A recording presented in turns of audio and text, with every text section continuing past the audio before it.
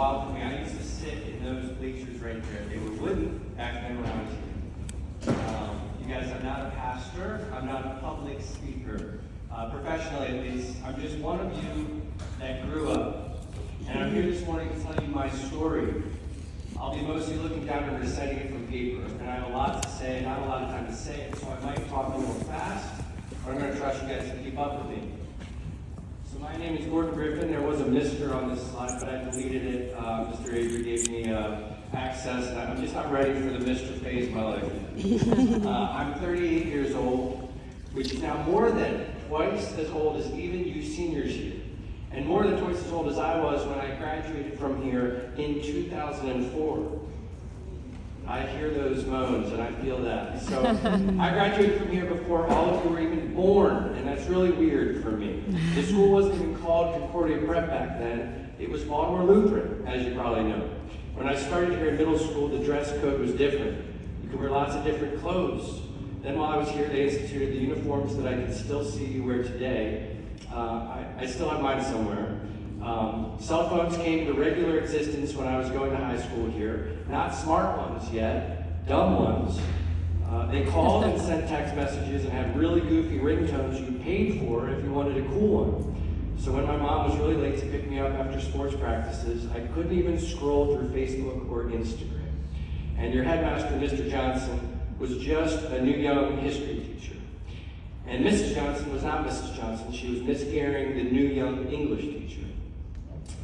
Now you guys know I'm here to talk to you about addiction. Before I dive into my story, I want to really make this point up front. You guys may be relatively young, but I hope you know yourselves pretty well. And I hope that what you know about yourselves leads you to believe that you will not struggle with addiction issues as you continue to get older. But I also need you to know that regardless of whatever you think is true about yourself and whatever you think is true about the possibility that you may or may not struggle with addiction and or some of its precursors like depression, anxiety, guilt, shame, etc., you don't really know. You just don't know, because I didn't know. In fact, while I didn't own much as a kid, I would have bet everything I had on me not having issues like those, let alone to overwhelming degrees that would have me turning to alcohol or any kind of substance to numb myself from the pain. My journey surprised me, and I hope your life journeys bring you the good kind of surprises, not the bad kind like I'm about to relate to you. But there's no guarantee with this stuff. There's no guarantee that by hearing my story, you'll be good to go, immune to tough challenges and making wrong choices. Honestly, I don't even remember if I heard a specific story like this at school when I was your age. I remember assemblies as far back as elementary school with older adults saying, "Say no to drugs." Like, I'm working on spelling right now, boss. Like, how stressed did they think we were in elementary school? But even if I did hear cautionary tales about drugs and alcohol in high school, and I'm sure I did, my point is, I never really thought I was or would ever be the kind of person who that could apply to. But I was. And you might be too, so I hope something does stick with you, because there's going to be a test when you go to your next class. A very long, just kidding. So I actually want to start early in my story and show you a progression to today. Honestly, I'm still working out new things about why my life went in the different directions it did, and I'll never know all the reasons. But I'm convinced that seeds were being planted and roots were growing long before my life got messy that contributed to the eventual mess. And I want to walk you through my journey, the good and the bad. These are the early years, just two photos. I grew up in a Christian home just 10 minutes from here, with two great parents, an older brother and younger sister, both of which also went here for school. Our home had a lot of love. Like many homes, it also had a fair amount of dysfunction. While my parents loved each other a lot, I saw and experienced behaviors in them, often toward each other, that didn't feel rooted in our Christian beliefs. And that was confusing. I was raised non-denominational. I think you all probably know what that means. And our church pastor preached Jesus as the point of all his sermons. He also made time for a Q&A after each teaching on Sundays, which I loved. In my teens, I became known for asking many questions, something I'm still known for. People often told me I was an overthinker, but I preferred to think of those people as underthinkers. So we're going to go to middle school now. My parents were impressed with this school, your school, for being Christ-centered. And one by one, we all walked through it closed doors starting with 6th grade. You'll notice my hairstyle as the butt cut. I think the reason for its name is pretty self-evident. It was actually very much in style back in 1997, as were baggy clothes and cargo pockets on pants and shorts, unfortunately for everyone alive back then. I was baptized and made a public declaration of my faith in my early teens. I went to youth group and I had great friends. I started loving music and joined my dad in leading worship at our church on Sundays. Though initially quiet and shy by nature, I developed a love for humor and making others laugh by high school. My senior superlative was class clown. I'm not sure what this says about us, but my brother and I acted in the school play together, and his quote for the yearbook was, "I liked wearing a dress," and mine was, "I liked wearing the tights." Now, I was a good kid, so were my best buddies there, you'll see in the top right. National Honor Society, advanced courses, generally well-rounded. I even played keyboard for the chapel band. Neither me nor my friends looked to the outside world like trouble in waiting, I don't think. Aside from one infamous incident, a senior prank gone way too far. I'm not sure if that story is still told around here, but I'll let you ask your teachers about that one. I also became an avid runner and enjoyed recognition for that in track and cross country, and though extremely self-conscious when it came to things like acne and how perfect my hair looked, I enjoyed romantic attention from a number of girls at school. I didn't know it at the time, but in these areas and more, I was beginning to experience the profound effects of caring deeply about what others thought of me, as well as learning how my performance played a role in the equation. In late high school came my first serious girlfriend, as well as temptations of physical affection and giving into them. Despite my younger ideas that I would rock saving myself for marriage, I fell dreadfully short of that plan. I experienced guilt, shame, and regret in greater measures than ever before. That girlfriend would break up with me soon after I started my freshman year in college. Instead of spending weekends making new friends on campus, I spent them driving back to my parents' house and watching TV with them on the couch at night. It was my first real taste of heartbreak and depression, and not exactly what I'd had in mind when thinking about college life. But through some Christian groups on campus and some friends I found in architecture school, I was able to rebound socially and find some happiness equilibrium. Now at this point I hadn't lost Jesus, but I was starting to lose sight of him. I continued to believe in God and engage with other believers my age in Bible studies and various Christian groups, but God didn't really do anything for me, and that's because most of my happiness still came from feeling popular, funny, or interesting to other people, or feeling some amount of attractive or desirable to the opposite sex. Up until my sophomore year in college, I had looked down upon alcohol and those who drank it too young or in excess. I thought it was a cheap and embarrassing way to have a good time. But at some point, almost as a joke, I allowed myself to experiment with it. Slowly at first, and with no real signs of trouble. Sure, I'd drink enough to get sick at times and wake up with a nasty hangover, but that was a fine price to pay for what I felt I was getting out of it. Parties and bar hopping more and more became the norm as far as my social life was concerned. I was meeting and making new friends. I was getting louder and sillier with others to help drown out the impending stress and responsibility of what lay ahead in terms of adulthood. I was getting attention for dance moves, joking around, and general goofiness. Attention felt good. It felt like I was being seen as confident. The scared and insecure little boy still inside of me loved being seen as confident. Who cares if the image isn't 100% authentic, but being manufactured by some alcohol running through my veins? Alcohol just brings out my real personality, right? Right? And if alcohol was okay, cigarettes couldn't be so bad either. Sure, they're known as one of the most addictive substances known to man, but I'm a freaking superhero. I didn't want to believe I actually could be addicted to them, or anything for that matter. How else could I find out unless I tried and conquered them? Sure, my dad was addicted to them for many years and struggled to quit multiple times, but it would be different for me. I'd have it under control, and I'd be cool. I didn't have enough stress to need cigarettes, but it was cool to look like you had stress, right? Or artsy at least, right? At least that. Now, it's not wrong to have fun, be silly, laugh a lot, dance, stay up late, and make a lot of friends. The problem with those things in my story is one, how alcohol was so much in the driver's seat for them, and two, my motivations for doing them. I never slowed down enough to ask myself how much my insecurities or sense of value or self-worth were driving these social behaviors.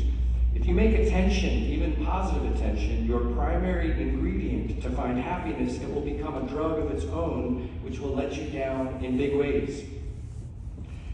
Upon graduating in 2008, I moved to Baltimore City and the party continued. I was either living or hanging out with a group of friends with little in common other than our collective desire to get blackout drunk and laugh at our own antics. I also got my first professional job working at an architecture firm in the area. I tried to balance a respectable professional image on weekdays with my goofy, sometimes crazy partying side on weekends. It was normal to go into work hungover and smelling of alcohol. After 1 year with the company, I was let go, not because of the economy, but because of my performance. This severely bruised my ego. I found another less professional jobs, plural, for a while I wasn't ready to grow up yet. Social media gave me daily reminders of how my peers were advancing in life in terms of jobs and marriages and babies, and how far behind I seemed to be. I met a girl, and despite our often clashing values and personalities, became infatuated with her. And when you don't know what true love is, infatuation sure feels like it. We fought a lot. I mistook the fighting for healthy romantic passion. We broke up and got back together multiple times. In the gaps in between, I exhibited increasingly depressive mindsets and increasingly more harmful behaviors to cope. I was drinking and smoking cigarettes more and more, as well as making sexual mistakes with other girls, often resulting from my inebriation and clouded judgment. These behaviors and mistakes led to her dumping me. And this is when I became quite literally a hopeless romantic. Drinking shifted from being just a group activity for me to something I needed more of when I was alone too, to help wake up and face the day with, or help put me to sleep at night. My drinking worsened, as did my mental state. I lost multiple phones, wallets, and even my passport, bar hopping in the wee hours of the morning, and I drank and drove often. I kept a steady supply of liquor under my car seat for easy access. Over time, I totaled my first 2 cars and accumulated a DUI, driving under the influence.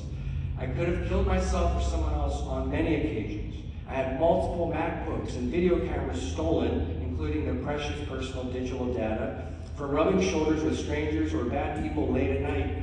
I was in the hole financially by thousands of dollars while earning a reputation for being a sloppy friend. After a few especially bad incidents in a short amount of time, I moved back home with my parents. They forbid me from drinking, but I couldn't stop, so I hid it, sometimes well, often not. My mom took me to a few lectures on alcoholism, and I'd show up full of booze in my system.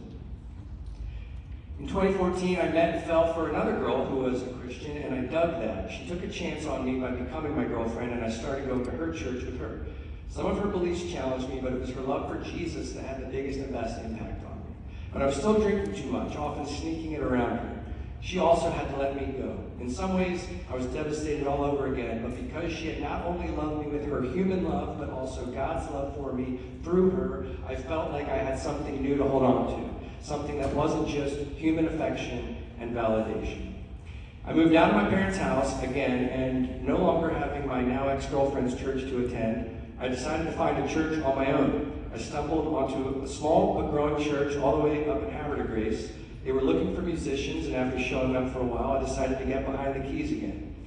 I ran into a guy my age from the church I grew up in, who was on his own journey back to God after going through a difficult divorce. He was all in with rediscovering who God was and who God called him to be, and became not only a new best friend, but a God-given mentor, disciple, and brother in Christ for me.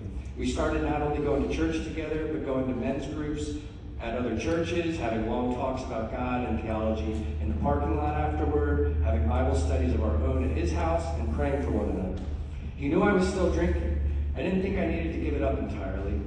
Though he didn't even struggle with alcohol the way I did, my friend had stopped drinking, and he told me he was praying I would too. Shortly after, I totaled my 3rd car and got my 2nd DUI. Driving home late one night from a night of drinking in the city, I was on the Beltway when I hit a light pole. I barely have memory of the incident. I knew this DUI was God really trying to get my attention. And I knew I was at an important crossroads where continuing to drink went one way toward one life, and giving it up entirely led to another. I didn't know what kind of life that would be or how I could even do it, but I knew it would be better than the alternative. After I was arrested and charged, my mom picked me up from the police station and dropped me back at my apartment.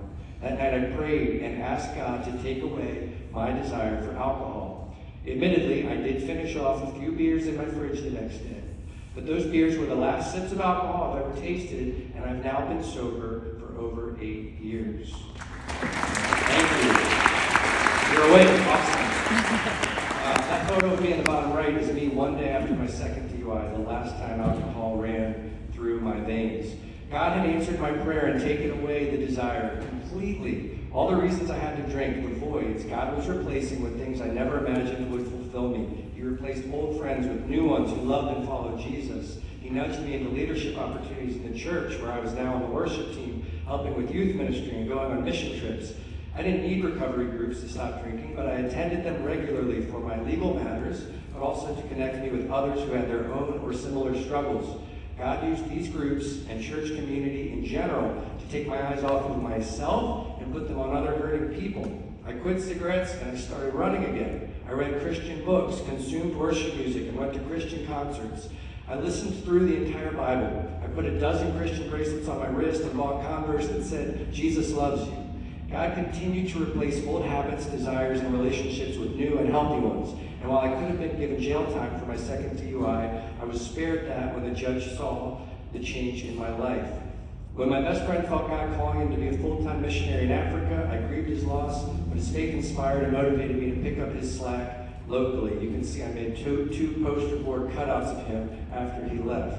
I led a group of believers from different churches through study and fellowship together in Towson, meeting publicly to gather, pray, and sing in both the pizza shop and the open outdoors. My life became very full with community and growth and discipleship and leadership. This was a life and a kind of happiness that, unfortunately, I literally couldn't imagine back when I was in my addiction. I had to take a little leap of faith toward God in the hope that He'd replace old things with new things and better things, and He more than delivered. I was single, but now with renewed purpose for getting up each day and vision for my life. I never lost the desire for romantic companionship, but God was teaching me that in terms of a girlfriend or wife, I didn't need someone to complete me. In fact, I needed someone not to, but to find my identity and value and purpose in being a now prodigal child of God, a living saint, and that if I were to find a romantic connection in life, it needed to be with someone else who was already complete too, someone who would take my hand and continue walking with me, leading me toward Jesus. I had 4 years of being a new Christian and learning what it was like to be a whole person and happily single. Curious what godly dating and romance looked like, and scared that I might once again make an idol out of a significant other, I bought a dozen or so books on Christian dating. I wasn't sure if you were supposed to get butterflies still, and then I met Janine, and I felt all the butterflies. There's so much I could say about Janine, but because of time, which I see I'm already about to go over, I'll just say this. Aside from physical attraction, which there certainly was, much more important was her obvious love for Jesus. In the summer of 2019, I asked Janine to be my wife, and 1 year later, after one crazy global year of COVID, we got married. We first became puppy parents to Tucker, our now 2.5-year-old beagle, and in September 2022, Janine gave birth to our beautiful baby girl, River Grace, who's now 1.5.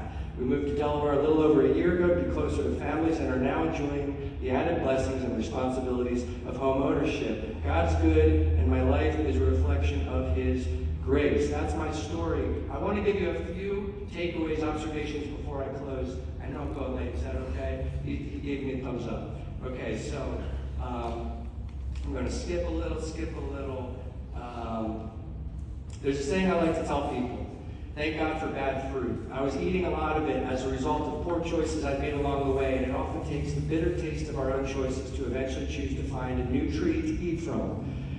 You see, God gave us all free will. It's why there's evil in this world, by the way. That's on us, not on Him. I chose to walk away from God, or at the very least ignore Him, and He allowed me to fully experience the consequences of that choice.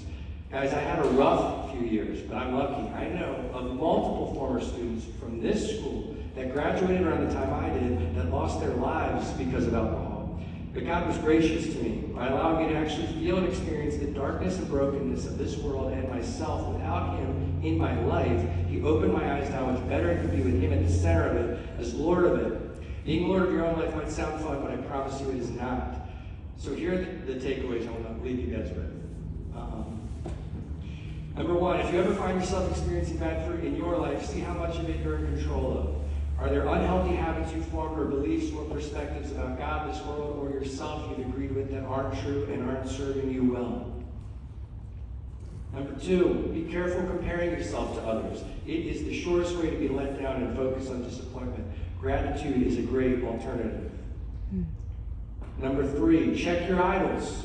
Relationships, often romantic ones, or the desire for them, are fertile soil for the roots of idolization and worship that's due only to God. 4, similarly, make sure you feel generally happy and whole as an individual person, alone and single, before you decide to pursue or enter into a romantic relationship with someone else. Never look for someone to complete you. Christ completes you. Number 5, identity. Be careful with how you label and view yourself. Yes, you're a sinner, but if you know and love and follow Jesus, you're also a saint. Believing, you guys really are saints. Believing you're a piece of, you know what, tends to make you act like one. Believing what God says about you and the value He put on you to die in your place. Number 6, worry, anxiety, and depression are real and hard and can be complicated, but they're also often me-focused. Taking our eyes off of ourselves and serving others, though, is a great way to find purpose and joy. 7, this is a 2-parter, and then we're done. You matter. Your life and choices matter. You're here because God loved you enough to give you a story, and if you listen for Him in your story, you'll see He's trying to write you one that starts and ends with His glory and your joy, one where you're fully known and fully loved. Let His love, not your circumstances, dictate your happiness. We do not have to make a choice between our happiness and a life glorifying God. God is our Father and knows what's good for us and our true happiness better than we do. A life close to Jesus is a happy life. You'll face earthly trials and sorrows, but you'll face them differently with Jesus. As one of my favorite pastors says, God is most glorified in us when we are most satisfied in Him. These are my old buddies from high school. We're still friends today, so keep your friends close, guys. And lastly, I'm probably not the best one to talk to. If you're going through something now or know someone who is, talk to someone, bring it in the light where it loses its power. Here's my email. If for some reason something resonated and you want to reach out, here's my email. Thanks for letting me speak, guys.